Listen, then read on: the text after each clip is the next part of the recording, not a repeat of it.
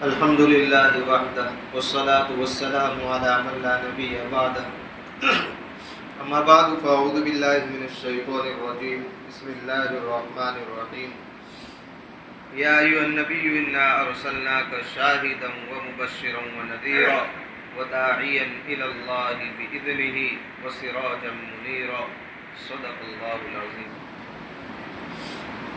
میرے محترم بھائیوں، دوستوں اور بزرگوں، میں نے آپ کے سامنے یہ جو آیت پڑھی ہے، اس آیت میں اللہ تبارک و تعالی نے نبی اکرم صلی اللہ علیہ وسلم کے 5 صفات بیان کیے ہیں۔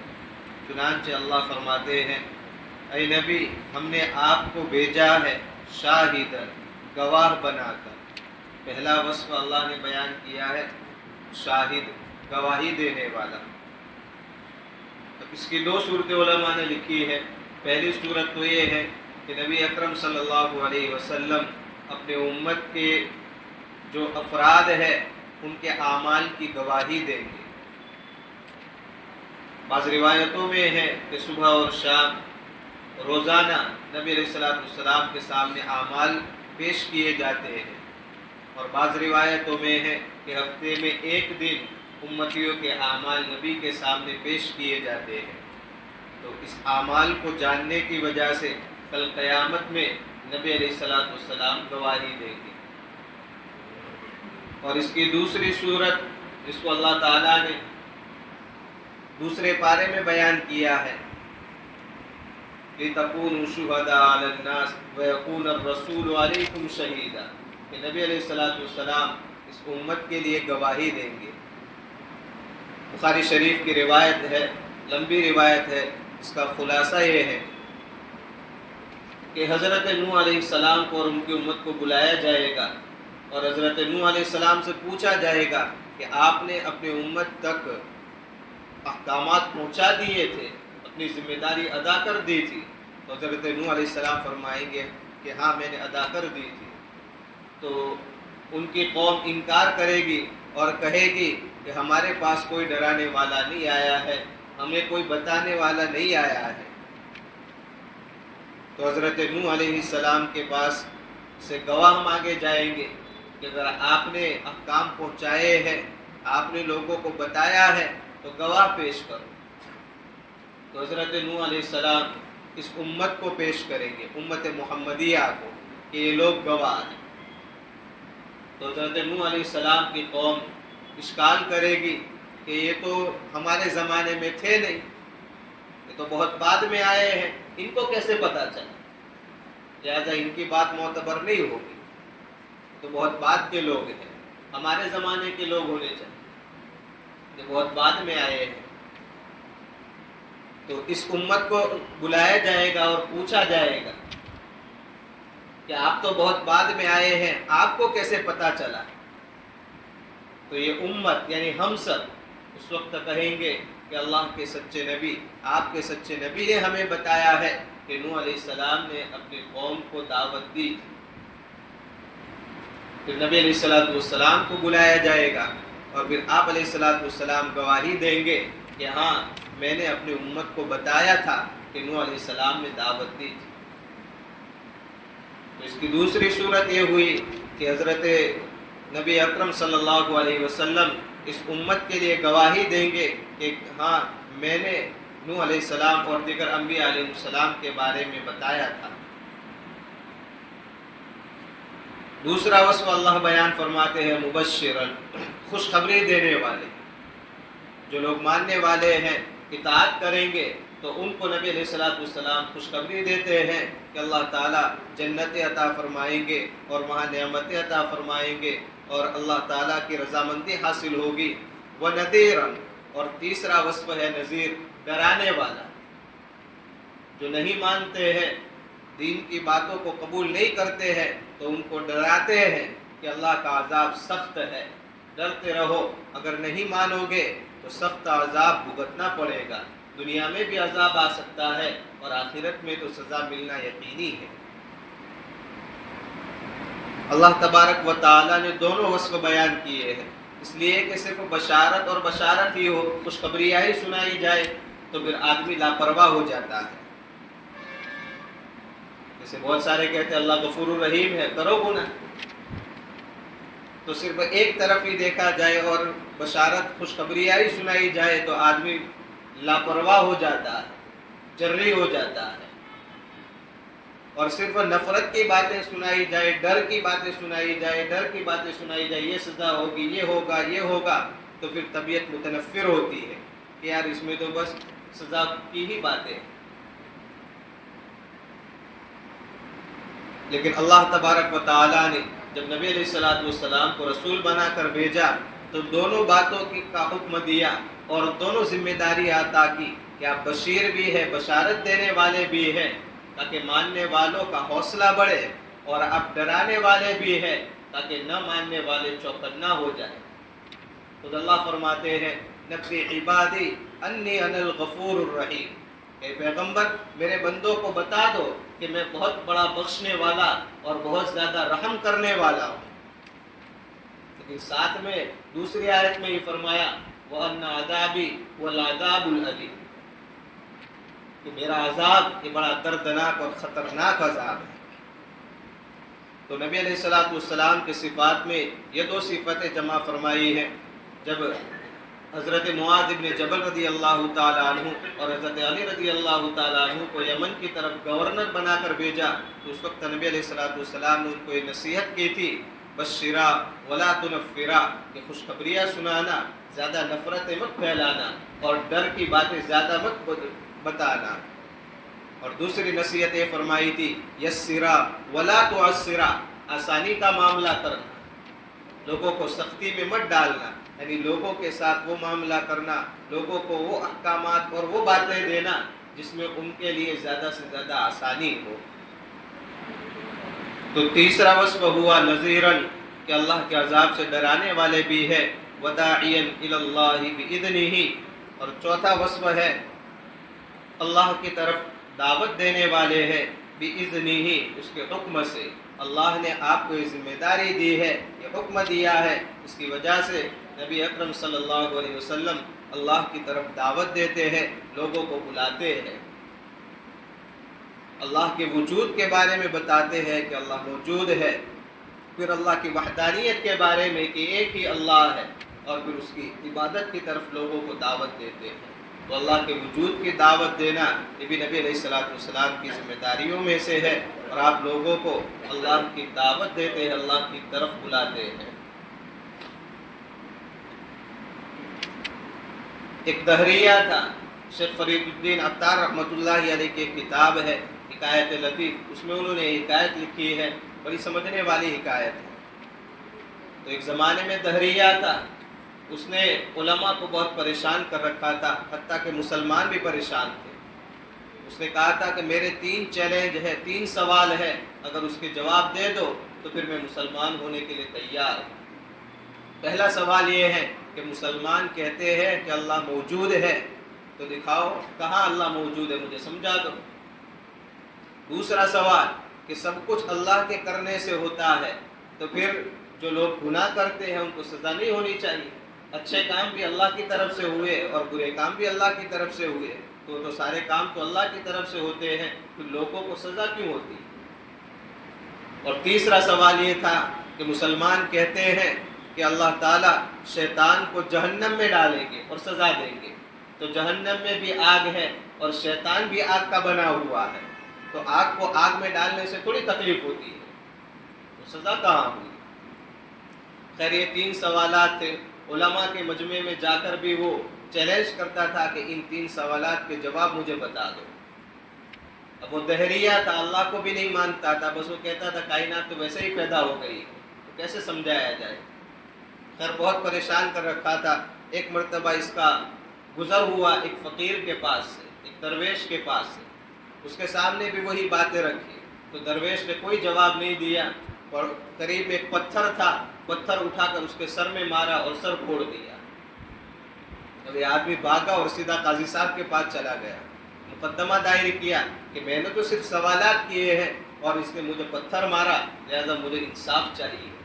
قاضی صاحب نے اس فقیر کو بلایا اور کہا کہ آپ نے اس کو کیوں پتھر مارا؟ آپ کو تو اس نے کوئی تکلیف نہیں دی ہے۔ تو کہنے لگے کہ میں نے کوئی پتھر بلا وجہ نہیں مارا ہے، یہ اس کے سوالات کا جواب ہے۔ ایک پتھر مارا ہے، 3 سوالوں کا جواب اس کو مل گیا ہے۔ فرمانے لگے کیسے؟ وہ سمجھاؤ۔ تو کہا کہ وہ شکایت کرتا ہے کہ مجھے درد ہے، چوٹ لگی ہے، درد ہو رہا ہے، تکلیف ہو رہی ہے۔ تو میرا سوال یہ ہے کہ تو دکھا دے درد کہاں ہے، جب درد ہوتا ہے تو دکھا دے۔ تو کہنے لگا درد تھوڑا دکھتا ہے، وہ تو محسوس ہوتا ہے، وہ دیکھنے والی چیز تھوڑی ہے۔ تو کہا یہ تیرے پہلے سوال کا جواب ہے کہ اللہ کی ذات یہ بھی موجود ہے، ان آنکھوں سے ہم دیکھ نہیں سکتے ہیں۔ یہ علامات، یہ آسمان، زمین، یہ سارا نظام، یہ سب اللہ کے وجود پر دلالت کرتے ہیں۔ تو ان ساری چیزوں کو اور ان مخلوقات کو دیکھ کر اللہ کا وجود محسوس کیا جا سکتا ہے۔ دنیا میں رہ کر ان آنکھوں سے ہم اللہ کو نہیں دیکھ سکتے ہیں۔ تو جس طرح تو اپنا درد نہیں دکھا سکتا ہے، اسی طرح اس دنیا میں رہ کر اللہ کے وجود کو اور اللہ کو نہیں دیکھ سکتا۔ پھر کہا کہ مجھے سزا بھی نہیں ہونی چاہیے، اس لیے کہ تو کہہ رہا ہے کہ سب کام جب اللہ کی طرف سے ہوتے ہیں تو پھر میں نے بھی پتھر اللہ کے حکم سے ہی مارا ہے، تو مجھے سزا تھوڑی ہونی چاہیے۔ فقیر تو وہ دہریہ کہنے لگا کہ اختیار تو آپ کا تھا، وہ مجبور تھوڑے ہوئے ہیں، آپ کو اختیار تھا اور آپ نے اپنے اختیار سے مارا ہے۔ تو کہا کہ تیرے دوسرے سوال کا جواب ہے کہ سب اللہ کی طرف سے ہوتا ہے، لیکن اللہ نے بندوں کو تھوڑا اختیار دے رکھا ہے۔ وَهَدَيْنَاهُ النَّجْدَيْنِ، دونوں رستے اللہ نے بتا دیے ہیں، اچھے کام بھی کر سکتا ہے، برے کام بھی کر سکتا ہے۔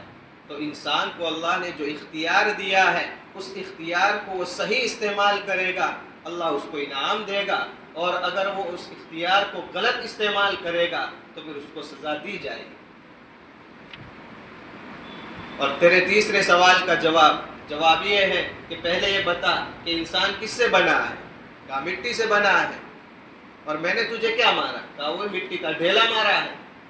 تو کہا کہ جب مٹی سے مٹی کو تکلیف ہوتی ہے تو پھر شیطان آگ کا بنا ہوا ہے، جب اس کو آگ میں ڈالا جائے گا تو آگ کو آگ سے تکلیف ہوگی۔ تو جو ذات مٹی کو مٹی سے تکلیف دے سکتی ہے تو وہ ذات آگ کو آگ سے بھی تکلیف دے سکتی ہے، سزا دے سکتی ہے۔ تو خیر، نبی اکرم صلی اللہ علیہ وسلم کے صفات میں سے چوتھا وصف یہ تھا کہ اب داعین الی اللہ، اللہ کی طرف دعوت دینے والے ہیں، اللہ کا وجود لوگوں کو سمجھاتے ہیں، اللہ کی وحدانیت سمجھاتے ہیں، اور پھر اللہ کی عبادت کی لوگوں کو دعوت دیتے ہیں کہ ایک اللہ کی عبادت کرو، اسی کا حکم مانو، اسی کی اطاعت کرو۔ اور پانچواں وصف اللہ نے بیان فرمایا سراجا منیرا، کہ آپ روشن کرنے والے چراغ ہیں، یعنی جو لوگ آپ کی باتوں کو مانیں گے، آپ کی اتباع اور اقتداء کریں گے تو ان کی زندگی بھی روشن ہو جائے گی۔ جس طرح ایک چراغ کے ساتھ دوسرا چراغ رکھنے سے اور دوسرا چراغ جلانے سے وہ چراغ روشن ہو جاتا ہے، اس کے قریب آنے والی چیزیں روشن ہو جاتی ہے، تو اسی طرح آپ بھی سراج منیر ہے، روشن کرنے والے چراغ ہے۔ جن جن لوگوں کی زندگی، جن جن لوگوں کے اعمال آپ کے قریب ہوں گے، آپ کے طریقے کے مطابق ہوں گے، تو ان کے اعمال روشن ہو جائیں گے، ان کی زندگیاں روشن ہو جائے گی، اور وہ کفر اور شرک کی تاریکیوں سے بچ جائیں گے۔ وَبَشِّرِ الْمُؤْمِنِينَ بِأَنَّ لَهُم مِّنَ اللَّهِ فَضْلًا كَبِيرًا، اور آپ ایمان والوں کو خوشخبری سنا دیجئے کہ ان کے لیے اللہ کی طرف سے بہت بڑا فضل ہے۔ ایمان والوں کو اللہ تعالیٰ بہت بڑا فضل ہے، یعنی بہت بڑا انعام عطا کرنے والے ہیں۔ وَلَا تُطِعِ الْكَافِرِينَ، اور آپ کافروں کی بات مت مانیے، والمنافقین، اور منافقوں کی بات مت مانیے، وَدَعْ أَذَاهُمْ، اور ان کی تکلیفوں کو آپ چھوڑ دیجئے، درگزر کیجئے۔ جب کوئی آدمی دین کی دعوت اور حق کی بات کو لے کر اٹھتا ہے تو اس کی حق بات کو دبانے کے لیے باطل کی طرف سے جو طریقے اپنائے جاتے ہیں، عموماً 3 طریقے اپناتے ہیں اس حق کو دبانے کے لیے اور حق کو روکنے کے لیے۔ پہلا طریقہ ان کا یہ ہوتا ہے کہ بڑے بڑے آفر دیتے ہیں، رشوتیں دیتے ہیں کہ یہ انعام دیں گے، یہ پوسٹ دیں گے، اتنا مال دیں گے، فلاں دیں گے۔ جب نبی اکرم صلی اللہ علیہ وسلم نے بھی دین کی دعوت کی ذمہ داری سنبھالی اور دین کی دعوت کا کام شروع کیا تو کفار اور مشرکین کی طرف سے بھی آپ کو بڑا انعام کا وعدہ کیا گیا۔ چنانچہ سرداروں نے جمع ہو کر کہا کہ اگر آپ سرداری چاہتے ہیں تو ہم آپ کو اپنا سردار بنانے کے لیے تیار ہیں، آپ اپنے اس کام سے رک جائیے، اور اگر آپ کو مال اور دولت چاہیے تو ہم آپ کو مال اور دولت بھی دینے کے لیے تیار ہیں، آپ اپنے کام سے رک جائیے۔ اور تیسرا آپشن یہ تھا کہ اگر آپ چاہتے ہیں کہ کسی خوبصورت اونچے گھرانے کی لڑکی سے آپ کی شادی ہو جائے تو ہم یہ بھی کرنے کے لیے تیار ہیں۔ تو عہدے کی لالچ دی، مال کی لالچ دی اور خوبصورت لڑکی کے ساتھ نکاح کی لالچ دی۔ جب ان کی بات سنی نبی اکرم صلی اللہ علیہ وسلم نے فرمایا کہ تم ان نعمتوں کی اور اس مال اور دولت کی باتیں کرتے ہو، کان کھول کر سن لو، میرے ایک ہاتھ میں چاند لا کر رکھ دو اور دوسرے ہاتھ میں سورج لا کر رکھ دو، پھر بھی میں اپنے اس مشن سے رکنے والا نہیں ہوں۔ یہ تو آپ نے جو آفر کی ہے وہ تو چھوٹی چھوٹی چیزیں ہیں، بڑی چیز چاند اور سورج لا کر رکھ دو گے تو بھی میں اپنی اس دین کی دعوت سے ہٹنے والا نہیں ہوں۔ جب کفار اور مشرکین نے دیکھا کہ اس سے تو کام نہیں بنتا ہے تو پھر دوسرا طریقہ اپنایا، آپ کو بدنام کیا، مجنون، پاگل کہا، جادوگر کہا، سحر زدہ کہا۔ تو باطل جو طاقتیں ہیں ان کا دوسرا طریقہ یہ ہوتا ہے کہ وہ بدنام کرنے کے اوپر تیار ہو جاتے ہیں اور بدنام کرنے لگتے ہیں۔ آج کل اسلام کے بارے میں بھی ایسا ہی ہو رہا ہے، اسلام کا جو صحیح پیغام ہے اس کو توڑ موڑ کر کے، غلط کر کے لوگوں کے سامنے پیش کیا جاتا ہے۔ حالانکہ جو مقابلہ ہوتا ہے حق کے پاس جو ہوتا ہے وہ دلائل ہوتی ہے، دلائل ہوتے ہیں، تو مقابلہ دلائل سے ہوتا ہے، بات دلائل سے منوائی جاتی ہے۔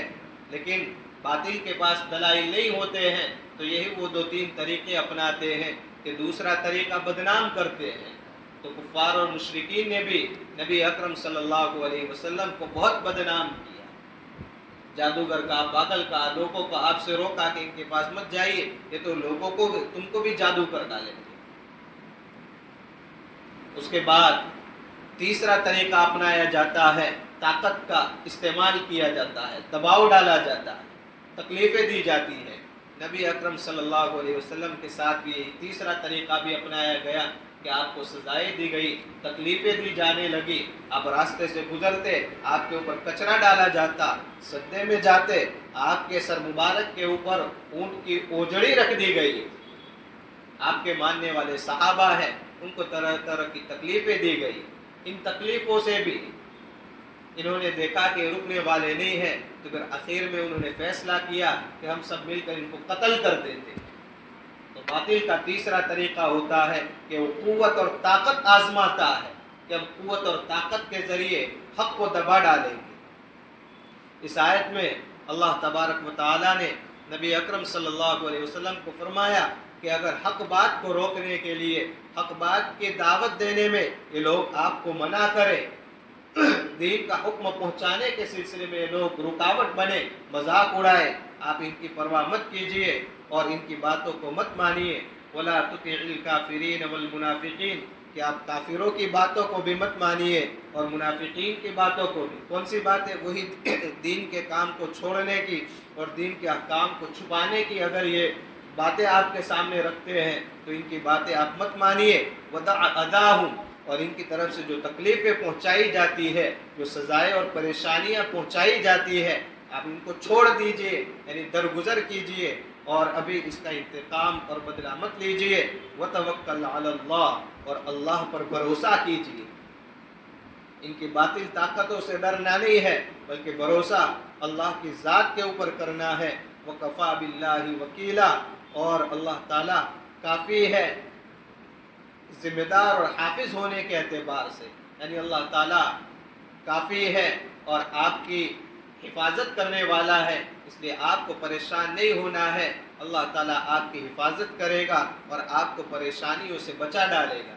چنانچہ جب آپ ہجرت کر کے گئے ہیں 20ویں پارے میں، اس موقع پر اللہ تعالیٰ فرماتے ہیں جب نکل رہے تھے اس وقت تو دعا سکھائی گئی، ادخلنی مدخل صدق واخرجنی مخرج صدق، کہ بہترین طریقے سے مجھے یہاں سے نکالیے اور بہترین طریقے سے مدینے میں داخلہ عطا فرمائے۔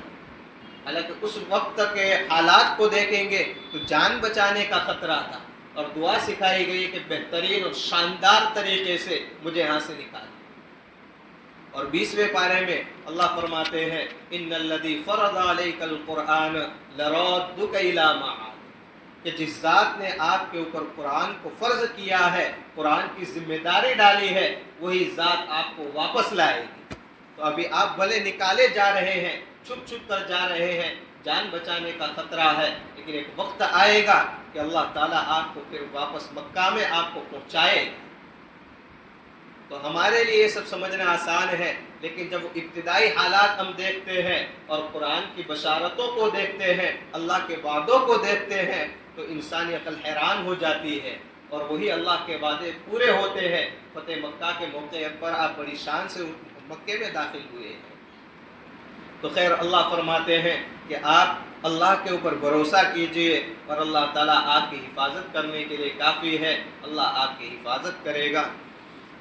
اللہ تعالیٰ ہم سب کی بھی حفاظت کرے، اور نبی اکرم صلی اللہ علیہ وسلم کی لائی ہوئی دعوت کو امت تک پہنچانے کے لیے ہم سب کو قبول کرے اور ہمارے لیے آسانیاں پیدا فرمائے۔ آمین۔ وآخر دعوانا الحمدللہ رب العالمین۔ اللہم صلی علی سیدنا محمد وعلی آل سیدنا محمد وبارک وسلم۔ اے اللہ، آپ بڑے رحیم ہیں، کریم ہیں۔ اے مولا، آپ بڑے خالق ہیں، بڑی قدرتوں والے ہیں۔ ذرات کو ملا کر آفتاب اور مہتاب جیسی بڑی بڑی مخلوقات بناتے ہیں۔ اے مولا، پانی کے قطرات کو ملا کر ٹھاٹھے مارتا ہوا سمندر آپ ہی تو بناتے ہیں۔ اے مولا، آپ کی نعمتوں کو کھا کھا کر ہم نے آپ کی نافرمانیاں کی ہے۔ اللہ، اب آپ کے سامنے معافی کے لیے ہاتھ پھیلائے ہیں، اللہ معاف فرما دیجئے۔ اے اللہ، ہم مانتے ہیں اور اقرار کرتے ہیں کہ ہم گندے ہو چکے ہیں۔ مولا، ہم گندے ہو چکے ہیں، گناہوں والی زندگیاں ہماری ہو چکی ہے، لیکن مولا اب ہم آپ سے معافی کے لیے ہاتھ پھیلائے ہوئے ہیں۔ اے رب، ہم سب کو معاف فرما دے۔ اے رب، ہم سب کو معاف فرما دے۔ اے مولا، جب بچہ گندا ہو جاتا ہے تو ماں اس کو دھکیل نہیں دیتی ہے، دھتکار نہیں دیتی ہے، گھر سے بھگا نہیں دیتی ہے، بلکہ اس کی گندگیوں کو دور کرتی ہے، اچھے نہلاتی ہے، اچھے کپڑے پہنا کر، خوشبوؤں میں بسا کر اپنے سینے سے لگاتی ہے۔ اے مولا، تیرے نبی نے کہا ہے کہ تو 70 ماؤں سے زیادہ مہربانی کرنے والا ہے، 70 ماؤں سے زیادہ محبت کرنے والا ہے۔ اللہ، ہمیں بھی اپنے گناہوں کی وجہ سے محروم نہ فرما، ہمیں بھی اپنے گناہوں کی وجہ سے اپنی رحمتوں سے نہ نکالیے، بلکہ ہمارے گناہوں کو دور فرما، ہمارے گناہوں کو معاف فرما، اور ہمیں اپنی رحمتوں میں جگہ عطا فرما، اپنے نیک اور مخلص بندوں میں ہمیں شامل فرما۔ اللہ، ہماری عبادتوں کو قبول فرما، مولا روزوں کو قبول فرما، جیسا ہم سے ہو سکتا ہے ہم عبادتیں کرتے ہیں۔ اللہ، وہ صحابہ جیسی عبادتیں ہم سے نہیں ہو سکتی ہے، کمزور طبیعت کے لوگ ہیں، لیکن پھر بھی تیری نعمت، تیرے وعدوں پر یقین کرتے ہوئے، تیرے نبی کی باتوں کو سنتے ہوئے عبادت کے لیے کھڑے ہو جاتے ہیں۔ اللہ، ہماری عبادتوں کو قبول فرما۔ اگر تو نے رد کر دیا، صبح سے لے کر شام تک بھوکا رہنا ہمارا باطل ہو جائے گا۔ اللہ، روزہ کھولنے کے بعد طبیعت ہماری بوجھل ہو جاتی ہے، چلنے پھرنے کے لیے بھی پریشانی ہو جاتی ہے، لیکن جب عشاء کا وقت ہوتا ہے پھر ہم تراویح کے لیے کھڑے ہوتے ہیں۔ مولا، 2-4 رکعتیں نہیں، 20 رکعتوں کے لیے ہم اپنے آپ کو تیار کرتے ہیں، اور جیسا ہم سے ہو سکتا ہے تیرے سامنے ہم سجدے کرتے ہیں۔ اے مولا، 1-2 سجدے نہیں، 40 سجدے کرتے ہیں۔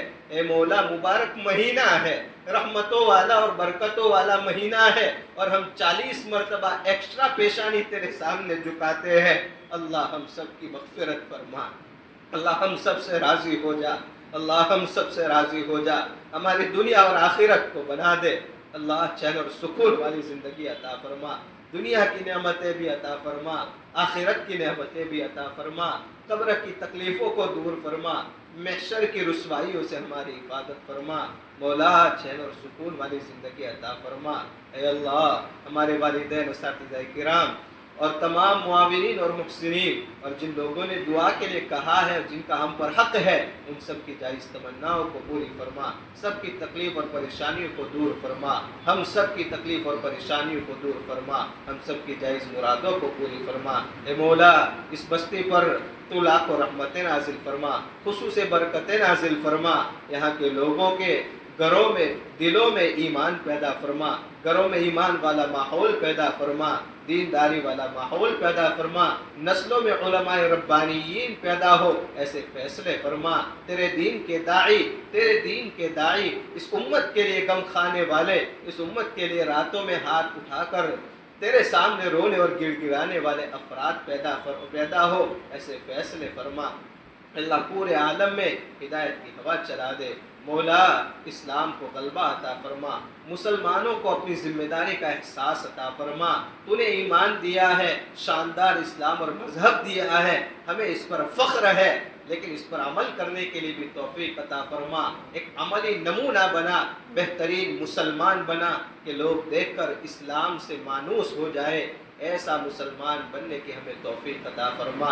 اے اللہ، جو مانگا وہ بھی اپنے فضل و کرم سے عطا فرما، جو رہ گیا وہ بھی اپنے فضل و کرم سے عطا فرما۔ سبحان ربک رب العزت عما یصفون وسلام علی المرسلین والحمد للہ رب العالمین برحمتک یا ارحم